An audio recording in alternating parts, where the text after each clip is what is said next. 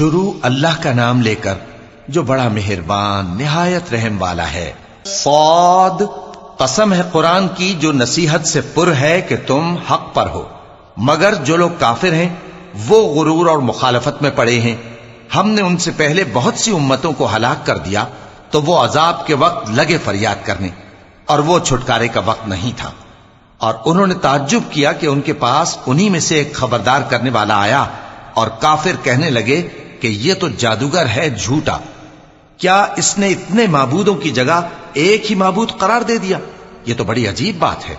اور ان میں جو معزز تھے وہ چل کھڑے ہوئے اور بولے کہ چلو اور اپنے معبودوں کی پوجا پر قائم رہو، بے شک یہ ایسی بات ہے جس میں کوئی خاص غرض ہے۔ یہ بات کسی دوسرے مذہب میں ہم نے کبھی سنی ہی نہیں، یہ تو بالکل گھڑی ہوئی بات ہے۔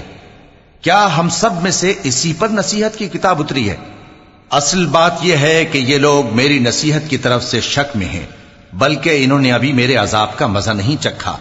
کیا ان کے پاس تمہارے پروردگار کی رحمت کے خزانے ہیں جو غالب ہے، سب کچھ عطا کرنے والا ہے؟ یا آسمانوں اور زمین اور جو کچھ ان میں ہے ان سب پر انہی کی حکومت ہے؟ تو چاہیے کہ رسیاں تان کر آسمانوں پر چڑھ جائیں۔ یہاں شکست کھائے ہوئے گروہوں میں سے یہ بھی ایک لشکر ہے۔ ان سے پہلے نوح کی قوم اور عاد اور میخوں والا فرعون بھی جھٹلا چکے ہیں، اور سمود اور لوط کی قوم اور بن کے رہنے والے بھی، یہی وہ شکست خوردہ گروہ ہیں۔ ان سب نے پیغمبروں کو جھٹلایا تو میرا عذاب ان پر آ واقع ہوا، اور یہ لوگ تو صرف ایک زور کی آواز کا جس میں شروع ہونے کے بعد کچھ وقفہ نہیں ہوگا انتظار کرتے ہیں، اور کہتے ہیں کہ اے ہمارے پروردگار، ہم کو ہمارا حصہ جلدی سے حساب کے دن سے پہلے ہی دے دے۔ اے پیغمبر صلی اللہ علیہ وآلہ وسلم، یہ جو کچھ کہتے ہیں اس پر صبر کرو، اور ہمارے بندے داؤد کو یاد کرو جو صاحب قوت تھے، بے شک وہ رجوع کرنے والے تھے۔ ہم نے پہاڑوں کو ان کے زیر فرمان کر دیا تھا کہ صبح و شام ان کے ساتھ تسبیح کرتے تھے، اور پرندوں کو بھی کہ وہ جمع رہتے تھے، ہر ایک ان کے آگے رجوع رہتا تھا۔ اور ہم نے ان کی بادشاہی کو مستحکم کیا اور ان کو حکمت اور فیصلہ کن خطابت عطا فرمائی۔ اور اے نبی صلی اللہ علیہ وآلہ وسلم، کیا تمہارے پاس ان جھگڑنے والوں کی بھی خبر آئی ہے جب وہ دیوار پھاند کر اندر داخل ہوئے؟ جس وقت وہ داؤد کے پاس آئے تو وہ ان سے گھبرا گئے۔ انہوں نے کہا کہ خوف نہ کیجیے، ہم دونوں کا ایک مقدمہ ہے کہ ہم میں سے ایک نے دوسرے پر زیادتی کی ہے، تو آپ ہم میں انصاف سے فیصلہ کر دیجئے اور بے انصافی نہ کیجیے گا، اور ہم کو سیدھا رستہ دکھا دیجئے۔ بات یہ ہے کہ یہ میرا بھائی ہے، اس کے ہاں 99 دمبیاں ہیں اور میرے پاس ایک دمبی ہے۔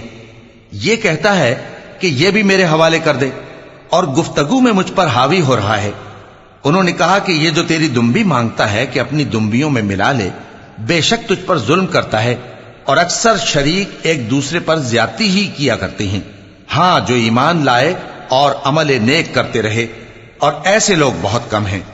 اور داؤد نے خیال کیا کہ اس واقعے سے ہم نے ان کو آزمایا ہے، تو انہوں نے اپنے پروردگار سے مغفرت مانگی اور جھک کر سجدے میں گر پڑے اور اللہ کی طرف رجوع کیا، تو ہم نے ان کو بخش دیا، اور بے شک ان کے لیے ہمارے ہاں قرب اور عمدہ مقام ہے۔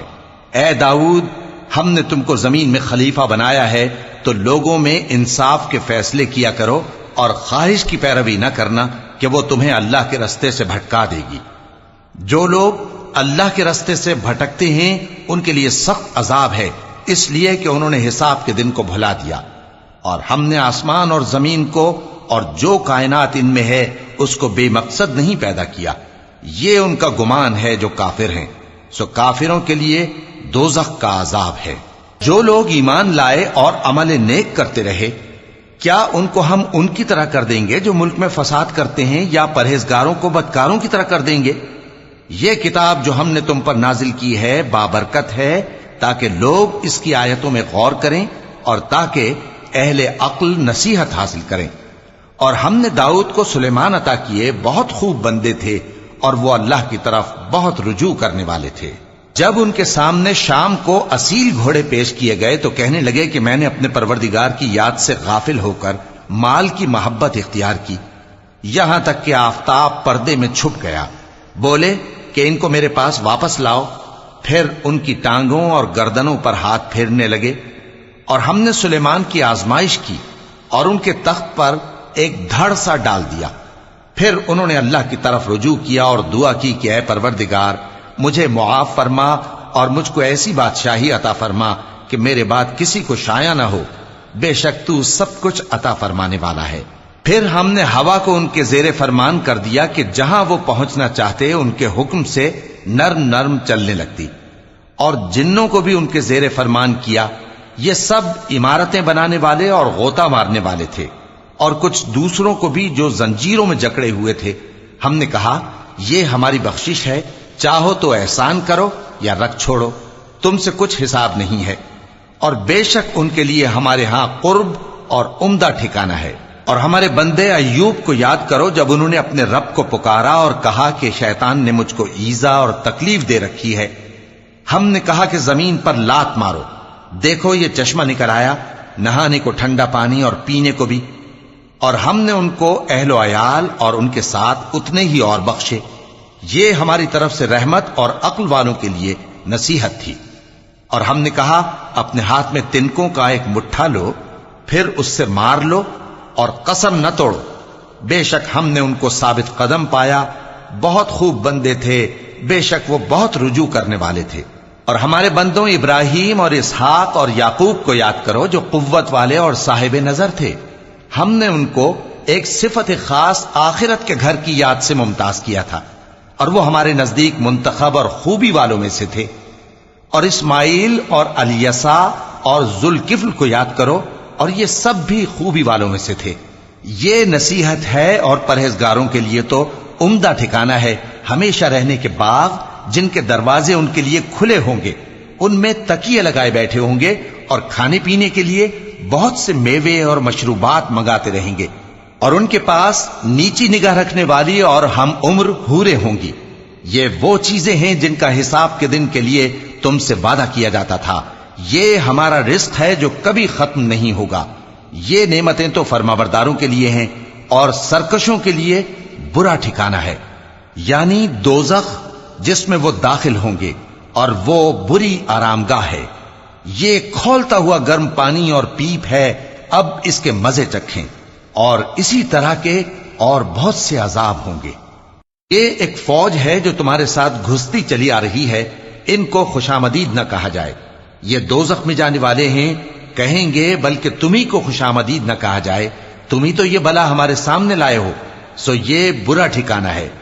وہ کہیں گے اے پروردگار جو اس کو ہمارے سامنے لایا ہے اس کو دوزخ میں دگنا عذاب دے، اور کہیں گے کیا سبب ہے کہ یہاں ہم ان لوگوں کو نہیں دیکھتے جن کو ہم بروں میں شمار کرتے تھے؟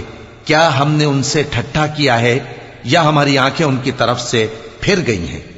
بے شک یہ اہل دوزخ کا جھگڑنا برحق ہے۔ کہہ دو کہ میں تو صرف خبردار کرنے والا ہوں، اور اللہ اکیلے اور غالب کے سوا کوئی معبود نہیں، جو آسمانوں اور زمین اور جو مخلوق ان میں ہے سب کا مالک ہے، غالب ہے، بخشنے والا۔ کہہ دو کہ یہ ایک بڑی ہولناک چیز کی خبر ہے جس کو تم دھیان میں نہیں لاتے، مجھ کو اوپر کی مجلس والوں کا جب وہ جھگڑتے تھے کچھ بھی علم نہ تھا، میری طرف تو یہی وحی کی جاتی ہے کہ میں کھلم کھلا خبردار کرنے والا ہوں۔ جب تمہارے پروردگار نے فرشتوں سے کہا کہ میں مٹی سے انسان بنانے والا ہوں، جب میں اس کو درست کر لوں اور اس میں اپنی روح پھونک دوں تو اس کے آگے سجدے میں گر پڑنا، سو تمام فرشتوں نے سجدہ کیا مگر ابلیس کہ وہ اکڑ بیٹھا اور کافروں میں ہو گیا۔ اللہ نے فرمایا کہ اے ابلیس، جس شخص کو میں نے اپنے ہاتھوں سے بنایا اس کے آگے سجدہ کرنے سے تجھے کس چیز نے منع کیا؟ کیا تو غرور میں آ گیا یا اونچے درجے والوں میں تھا؟ بولا کہ میں اس سے بہتر ہوں کہ تو نے مجھ کو آگ سے پیدا کیا اور اسے مٹی سے بنایا۔ فرمایا بس یہاں سے نکل جا، تو مردود ہے اور تجھ پر قیامت کے دن تک میری لعنت پڑتی رہے گی۔ کہنے لگا کہ میرے پروردگار، اچھا تو مجھے اس روز تک کہ لوگ اٹھائے جائیں مہلت دے۔ فرمایا کہ تجھ کو مہلت دی جاتی ہے اس روز تک جس کا وقت مقرر ہے۔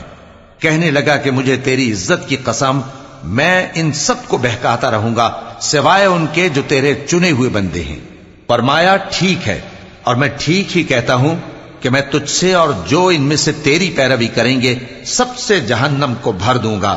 اے پیغمبر، کہہ دو کہ میں تم سے اس کا صلہ نہیں مانگتا اور نہ میں بناوٹ کرنے والوں میں ہوں. یہ قرآن تو اہل عالم کے لیے نصیحت ہے اور تم کو اس کا حال کچھ وقت کے بعد معلوم ہو جائے گا.